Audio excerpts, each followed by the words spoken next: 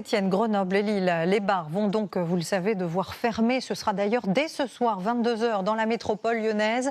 À Lille, les professionnels ont organisé un dépôt de gerbes symbolique devant la Chambre de commerce et la préfecture. Ils dénoncent des mesures fatales pour leur activité et ils mettent en garde contre les effets pervers de cette décision. Selon eux, les particuliers organiseront des fêtes privées ailleurs avec tous les risques qu'elles comportent. C'est d'ailleurs une tendance que les plateformes de location d'appartements commencent à constater, souvent à l'insu des propriétaires. Quelques exemples avec Sophie Chevalreau et Vincent Pierron. Ce propriétaire d'une salle de réception privée à Paris n'a pas ouvert ses portes depuis 7 mois.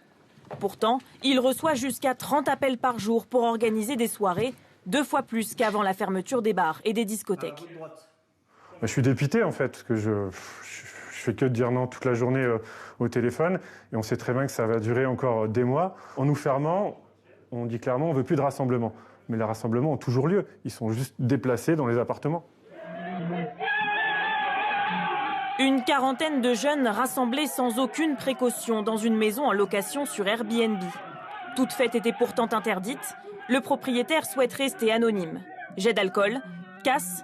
Les dégâts ont été estimés à plusieurs milliers d'euros. Elle aussi a été trompée par ses locataires. Le mois dernier, Agnès pensait accueillir 3 personnes en voyage d'affaires. Ils étaient en fait une vingtaine et ont saccagé son appartement.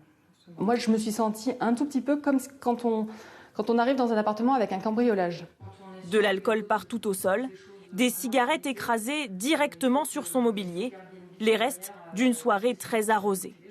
Pour elle, c'est sûr, ses locataires ont trouvé dans son appartement la vie nocturne qu'on leur interdit depuis des mois. Ils payent 300 € pour 2 nuits. S'ils sont 20 ou 30, ça fait 10 balles par personne. Ça fait même pas une entrée en boîte de nuit. C'est sûr que c'est un jackpot pour eux. Les locataires ont refusé de payer les dégâts et l'ont même menacé. C'est donc Airbnb qui s'engage à rembourser. Une incohérence selon elle.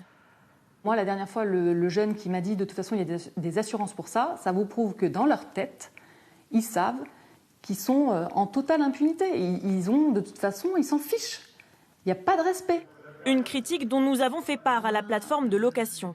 Et voici ce qu'elle nous a répondu. Nous nous engageons à prendre des mesures contre toute personne qui enfreindrait nos politiques strictes, y compris l'exclusion de notre plateforme et des poursuites en justice. Le risque zéro n'existe pas, mais les propriétaires peuvent éviter ce genre de surprise en vérifiant par exemple la certification par le site du profil du voyageur.